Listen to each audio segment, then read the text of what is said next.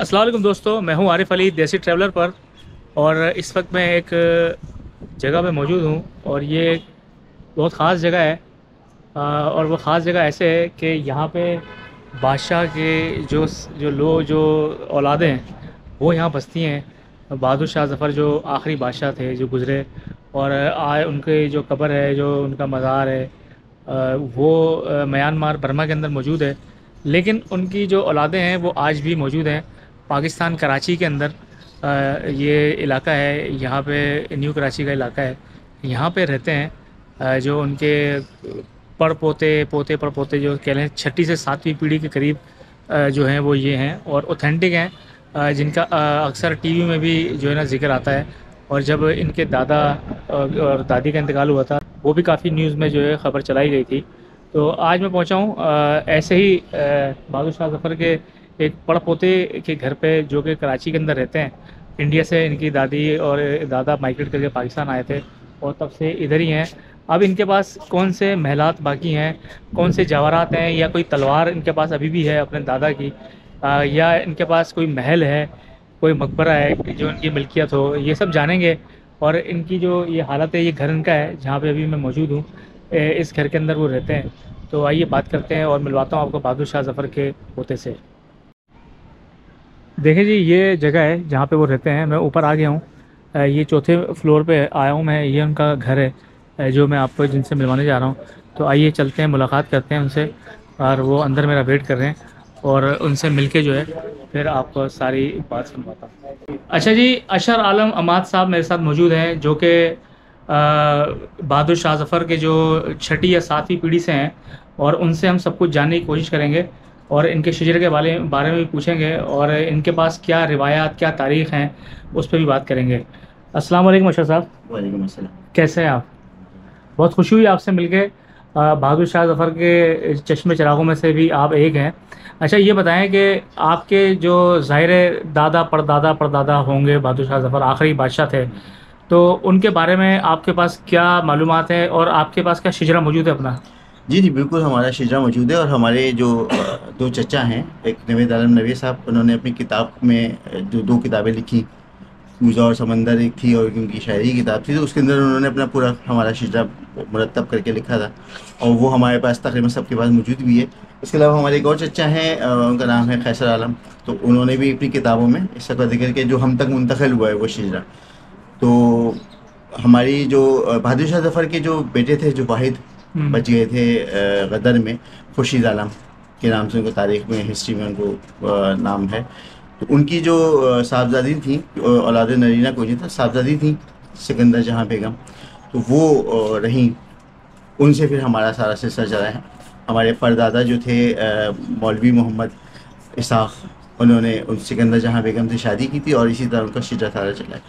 दादी अफसरुन्निसा बेगम, मेरी सगी दादी, अच्छा। यानी वो भी उनकी औलादों में से थी। और भाजी और ख़ुद भी आलम साहब जो मेरे दादा थे, वो भी उनके औलादों में से थे। तो अब अच्छा। हम 7वीं 8वीं पीढ़ी तक पहुँचे हैं। अच्छा। जी। अच्छा, ये बताएं कि जो आपके जो ऊपर दादा या आपके वालिद साहब, इनको गवर्नमेंट की तरफ से कभी कोई वजीफ़ा दिया जाता था, कोई इस तरह की चीज़ें आपको पता हों? नहीं, हमारी याददाश्त में तो ऐसा मतलब हमारे हमारी नस्ल या हमारे वालिद साहब की नस्ल तक तो ये नहीं पहुंचा। लेकिन हमारे चचा बताया करते हैं कि हमारे दादा अब्बा को बाकायदा सिकंदर जहाँ बेगम से जो उनका वजीफ़ा चला था अंग्रेज़ों के दौर से, अच्छा। तो वो 1993 तक अच्छा। जब हमारे दादा ज़िंदा रहे, तो जब तक उनको वजीफ़ा बाकायदा हुकूमत बरतानिया की तरफ से मिलता रहा था। तो वो फिर ज़ाहिर उनके इंतकाल के बाद फिर वो किसी भी औलाद में मुंतकिल नहीं हुआ, या अच्छा। शायद क्लेम भी नहीं किया। अच्छा। हमारे चचाओं ने क्लेम भी नहीं किया। माशाल्लाह 8 चचा हमारे 8 हैं। अच्छा। तो किसी ने क्लेम भी नहीं किया कभी। और बस दादा की हयात तक ही वो मौजूद रहा, उसके बाद फिर नहीं। नहीं। अच्छा, ये बताएं कि आप लोगों ने माइग्रेट किया था हिंदुस्तान से, हम्म। ये तो वो कब किया था और कौन सी पीढ़ी से हुआ था माइग्रेट? माइग्रेट हमारे दादा ने ही किया था। आपके और दादा ने? जी, दादा दादी ने भी हमारी शादी वहीं हुई थी, बेसिकली दिल्ली से। अच्छा, दिल्ली में थे? दिल्ली में हुआ था। अच्छा। दिल्ली में हमारे दादा जो वहीं रहे, दिल्ली से इन्होंने माइग्रेट किया था पाकिस्तान बनने से पहले। अब हम अच्छा। जी अच्छा। हाँ, अच्छा। बिल्कुल। अच्छा, मैं भी ये भी बताता चलूँ कि हम लोग यहाँ बाई नस्ल जो है, एक तरह कहने के तो महाजिरी कहलाते हैं, उर्दू स्पीकिंग हैं और हम्म। तो महाजिरी कहलाते हैं। लेकिन दादा हमारे पाकिस्तान बनने हिजरत से पहले ही जो है ना, वो लाहौर मुंतकिल हो गए थे। अच्छा। तो हिजरत कहना कि पाकिस्तान की हिजरत की तो ऐसा नहीं था, वो कुछ खुद भी वो कोई गवर्नमेंट के मुलाजिम थे, जैसे हमारे यहाँ केडीए वगैरह के जो तामीराती इरादे होते हैं, उसमें दादा जी। हमारे केडीए की जैसे एक महकमा था, तो बाद में उन्होंने खैर वो केडीए के डायरेक्टर भी रहे। तो वो 1957 भी फिर हम कराची आए हमारे दादा। अच्छा। तो फिर हमारे दादा के दादा फिर ज़ाहिर फिर कराची में आए, तो फिर शादियाँ भी यहीं हुई। मेरी वालदा के जो वालिद थे नाना, तो उन्होंने भी हिजरत नहीं की थी, तो मेरी वालदा जो है वो खारो सिंध की पैदाइश थी। गारो। हाँ, तो बाकी ये ज़ाहिर है फिर वो इसी तरह जहाँ की जिसकी जो लिखी होती है, तो अम्मी वालदा और वालिद ने भी शादी हुई, तो फिर वो यहाँ पे नॉर्थ कराची मुंतकिल हो गए। अच्छा, हमने सुना है कि ज़्यादातर जो जो मुग़ल ख़ानदान थे उनको विरासत में चीज़ें मिला करती थीं, जैसे सोना है, जवाहर है और इस तरह की चीज़ें हैं, तो वो अपनी पीढ़ी दर पीढ़ी ट्रांसफ़र किया करते थे।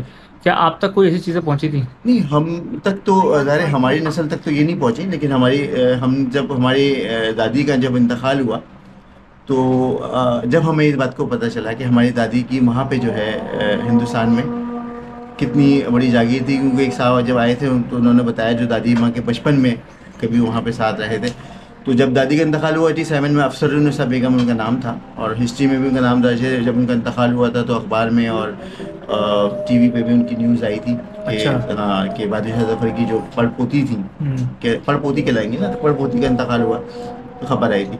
तो उस दौर में बस ये था, हमें पता चला कि हमारी दादी अम्मा के पास 28 तकरीबन जागीर थी अच्छा, हिंदुस्तान हिंदुस्तान में। जी।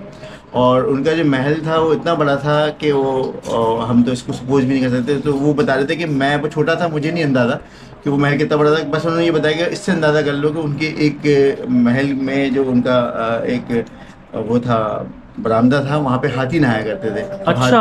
अब हाथी नहाने के लिए कितनी बड़ी जगह दरकार होती है, हाँ वो उनका पूरा था। तो वो कितना बड़ा महल होगा, वो सारे हमारी लिए तो ख्याली हाँ हाँ, कहानियाँ ही पहली हैं। कहानी है। तो लेकिन वो फिर वो मुंतकिल नहीं हुआ, फिर जब ज़्यादा हमारे जब दादा और दादी की शादी हुई आपस में, दोनों आपस में रिश्तेदार भी थे, तो जब वो पाकिस्तान मुंतकिल हुए, तो ज़्यादा वो सब इंडिया को में सब छोड़ छाड़ के आए हैं या बेच बाज के आए होंगे, अच्छा। वल्लाह आलम। लेकिन ये कि कोई ऐसा हम तक मुंतकिल नहीं हुए।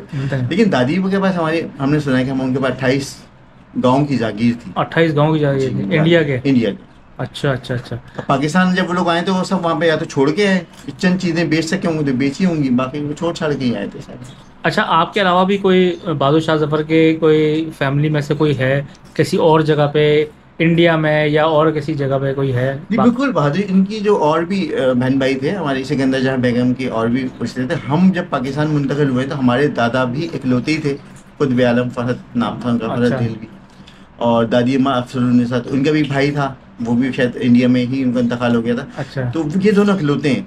अब आगे तो उनकी बहुत सारे और लोग भी क्लेम करते हैं, अब मुझे इससे अंदाज़ा नहीं कि वो, लेकिन उनको कोई हमारे रिश्तेदारी के ताल्लुक नहीं है। अब हमारी रिश्तेदारी यही है कि हमारे चचा, ताया और उनके औलादें, ये हम अपने इन्हीं को रिश्तेदार आप समझते हैं। चचा ताया आपके सारे इधर ही हैं पाकिस्तान में? पाकिस्तान में ही है, और जो बाकी कुछ जो है, कुछ हमारे चचा जो हैं वो दुबई भी मुंतकिल हुए हैं, और अच्छा, मुल्क से बाहर भी मुल्क रहते से हैं? बाहर भी रहते हैं। अच्छा। अच्छा, ये बताएं कि कभी होता है ना कि जो इंसान के अंदर जो जो ब्लड होता है वो कभी ना कभी तो ज़ाहिर है उसके अंदर वो चीज़ें रह जाती हैं, इंसान के अंदर बुवास होती है, तो कभी मुग़लों वाली फील आती है खुद को? कभी एहसास देखिए, होता है हाँ, ऐसे? मुगलों में के बारे में दो कॉन्सेप्ट किया जाता है। एक तो ये कि उनमें शायरी और अदब का बहुत ज़्यादा वो था, और तीसरा अय्याशी। अय्याशी का तो खैर दौर नहीं रहा ना, वो रकम रही होगी लोगों के पास। अच्छा, लेकिन रकम आए तो अय्याशी करेंगे? नहीं नहीं नहीं, अब देखो, मैं भी मेरी आज सुबह जिन साहब से एक बात हो रही थी, तो वो मुझे ये कह रहे थे, यार मुगलों ने, मैंने कहा देखो, हमारे मुगलों पे, बाप दादों पे ये बड़ा लगाया जाता है इल्ज़ाम ना कि वो अय्याश थे। मैंने कहा आप अगर हिंदुस्तान की तारीख उठा के देख लें, बहादुर शाह उससे बाबर से, जब बाबर बाबर सबसे पहले जद अमजद बाबर, तो बाबर कराते ना, ज़हीरुद्दीन बाबर, ज़हीरुद्दीन बाबर, फिर अकबर, और फिर बड़े बड़े नाम आते हैं, फिर आखिर में आके बहादुर शाह जफ़र का नाम आता है। 7 बादशाह आते हैं ना बहादुर शाह जफ़र तक, 7 वो बादशाह जो मतलब जिनका नाम हिस्ट्री में ज़्यादा होता है। वैसे तो औरंगज़ेब के बाद बहुत लंबी फहरिस्त है, तो वो उसके बाद फिर बहादुर शाह जफ़र आते हैं। बहादुर शाह जफ़र तो जब उनको हुकूमत मिली थी वो काफ़ी बूढ़े हो चुके थे। तो ये सारा उनका इल्म फ़नून का तक का तो शौक़ है। यानी मैं अभी तक, मेरे चचा भी शायर थे, वालिद साहब भी लिखा करते थे, और दूसरे अच्छा चचा अच्छा हैं हमारे, अच्छा। वो भी सब लिखने लिखाने पढ़ने पढ़ाने में ही रहे। मेरा भी शौक़ है तो मैं भी शायरी करता हूँ। नहीं, वो तो तलवारबाजियाँ भी किया करते थे, घुड़सवारियाँ भी किया करते थे। हाँ देखिए, वो जब दौर के हिसाब से होता है ना, अब दौर के हिसाब से पीढ़ी में, जैसे आपने पूछा ना क्या मुंतकिल हुआ, मेरे वालिदैन, मेरे जो आबा अजदाद से पीढ़ी में जो मुंतकिल हुआ वो इल्म व अदब मुंतकिल हुआ। अच्छा। यानी मैं अपनी पीढ़ी में इल्म व अदब का ही दाई कहला सकता हूँ। यानी अच्छा। वो जब शायरी, जैसे बहादुर सफर भी तो शायरी क्या करते हैं ना किसी आँख का न्यूज़ हो, ना किसी जगह चैनल, और वो उसके अलावा वो बहुत उनके वो हैं दरबार में शायरी हुआ करते थे, गालिब आया करते थे, ज़ौक़ के साथ से बहुत सारे। तो वो फ़न हमारे यहाँ मुंतकिल हुआ। अब तलवारबाजी अग्रेसिव हम इसी तरह होते हैं कि अगर कोई कह देता है कि यार ये लोग तो अय्याश, तो हम उनको बताते हैं कि यार अय्याशी तो ज़ाहिर है बादशाहों के दौर में हुआ करती थी, हुआ होगी, कुछ लोगों का होता भी है, लेकिन औरंगज़ेब आलमगीर जैसा बादशाह भी हमारे पीढ़ी में शामिल था, जो जिसके क्या नाम है, फतवा आलमगीर के नाम से किताब है, जो अहले सुन्नत वल जमात और बहुत उसमें ऑथेंटिक फतवा माना जाता है। बहादुर शाह जफर तो इतनी मसाजिद बनाई है, इतनी मसाजिद बनाई है, उसका जिक्र कोई नहीं करता। मुग़लों का नाम आती है, जैसे आपने भी सवाल किया ना, मुग़लों का नाम आती है अय्याशी। अय्याशी कुछ नहीं थी भाई, अय्याशी होगी लेकिन ये कि तामीराती काम भी बहुत किए। तो आपका जो सवाल था वो यही था, उसका जवाब सिर्फ मेरे पास यही है कि हमारे ख़ानदान तक पहुँचते पहुँचते हम लोगों ने इल्म व अदब में जो है वो समझ लें एक तरह उनका खून में शामिल हुई। उनमें शामिल। अच्छा ये बताएं कि क्या अब गवर्नमेंट की तरफ से आपको कोई सपोर्ट है किसी किस्म की? नहीं, गवर्नमेंट की कोई सपोर्ट भी नहीं, गवर्नमेंट को अपनी कोई सपोर्ट नहीं है, तो वो हमारी क्या सपोर्ट करेगी। हाँ। गवर्नमेंट को बस अपनी कोई सपोर्ट नहीं है। लेकिन ये वही बात होती है ना कि अब हमारे जो दादा के बाद तो सारा मामला ख़त्म हो गया, क्लेम ही नहीं किया किसी ने, बस हम अपने शजरे लिए बैठे हैं। गवर्नमेंट से क्या क्लेम करेंगे, मुझे बताएं कि गवर्नमेंट से कहेंगे हमें जॉब दे दो, हमें, उन लोगों के पास बेचारों के पास कुछ नहीं है। हाँ। तो हमें क्या करेंगे। अच्छा आपके जो समझ दादा ही कहूँगा मैं, उनकी जो आखिरी दिन थे वो तो गुजरे थे बर्मा में, म्यांमार में, बहादुर शाह जफर की बात बहादुर कर शाह रहे जफर की। हैं। जी जी। तो क्या कभी उनकी कब्र पे गए कभी, या दिल किया है कभी जाने का, या कोई प्लान है? जब दादा वगैरह जब हम गए, मैं इंडिया तो कभी हम लोग गए नहीं, हमारी कोई पूरी नहीं गई। लेकिन मेरा चूँकि शौक़ है एक हिस्टोरिकल, जैसे हिस्टोरिकल मकाम कहीं मैं जाता हूँ तो मैं अपनी बाकायदा एक मेमोरी नोट करता हूँ, और जहाँ पे तो मेरा बड़ा शौक़ है जाने का। एक शौक उनका शौक़ है। दूसरी बात ये कि हमारे एक पीढ़ी में इन्हीं में मौलवी मोहम्मद अमीर, यानी हमारे दादा अब्बा के परदादा, मतलब जिनके बेटे ने इनसे शादी की थी, बहादुर जफर की बेटी से ना, मौलवी मोहम्मद इसहाक से, उनसे ऊपर के जो हमारे दादा थे मौलवी मोहम्मद अमीर, तो उनके बारे में कहा जाता है कि उनका जो है वहाँ पे मज़ार भी है और उर्स होता है बाकायदा। बर्मा में? नहीं, बर्मा में नहीं, बर्मा में तो खैर वो कर दिया था, बर्मा में तो खैर बहादुर शाह जफर ही गए थे ना। हाँ। अच्छा अच्छा अच्छा अच्छा। इंडिया में मतलब? इंडिया में, हाँ। हाँ, वहाँ पे उर्स वगैरह भी मनाया जाता है। हाँ, तो वो बाकायदा वो उनका बहाउद्दीन ज़िक्रिया मुल्तानी, उनका शायद मकान में वहाँ पे उनका इस तरह का कोई मज़ार है, तो उसके वो शहजादा नशीन थे, तो वहाँ पे तो उनके एक तो मज़ार देखने का शौक़ है मौलवी मोहम्मद अमीर का। अच्छा। और फिर जब कभी ऐसे ऐसे आएंगे या कुछ होगा या फिर इस काबिल हुए कि घूमे, तो ज़रूर जाके देखेंगे।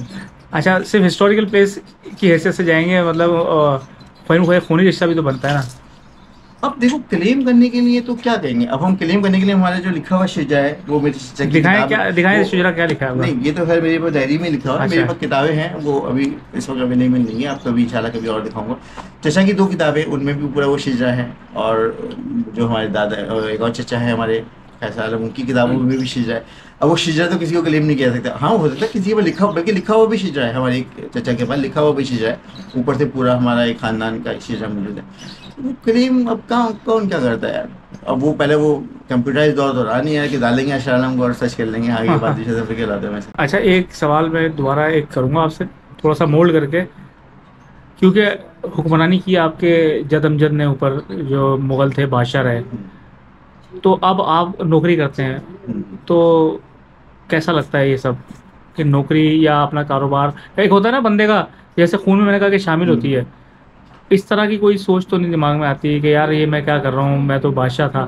एक होता है ना, हमें पता चले कि हम किसी मुगल की औलाद हैं, तो हमारे अंदर एक अकड़ आ जाएगी कि यार मैं घर में आके आती है। अच्छा, घर में आती है। घर में आके ऐसे आती है, घर में आके बैठते हैं भाई हम तो यार वो ऐसे थे, हम तो वैसे थे, कभी शादी हुई तो तकिए लेके बैठ गए, और गाँव तकिए वगैरह हमारे घर में अभी भी होते हैं बड़े बड़े। अच्छा। बैठ जाते हैं, बच्चों को बताते हैं, तो अब ज़ाहिर है बीवी में ये कहती है यार आप होंगे अपने जमाने के बादशाह, अब थोड़ी है कोई, अब नहीं है। तो अब ये है अफसोस, तो ज़ाहिर है एक वो होती है। बल्कि हमारे बड़े वाले भाई तो अक्सर ये कहा करते थे यार वो तो हम तो ये हैं, हाँ, हम ये काम क्यों करेंगे। तो मतलब इस तरह की बातें में आती रहती हैं, बातें आती हैं। अच्छा, हो जाता है इस तरह।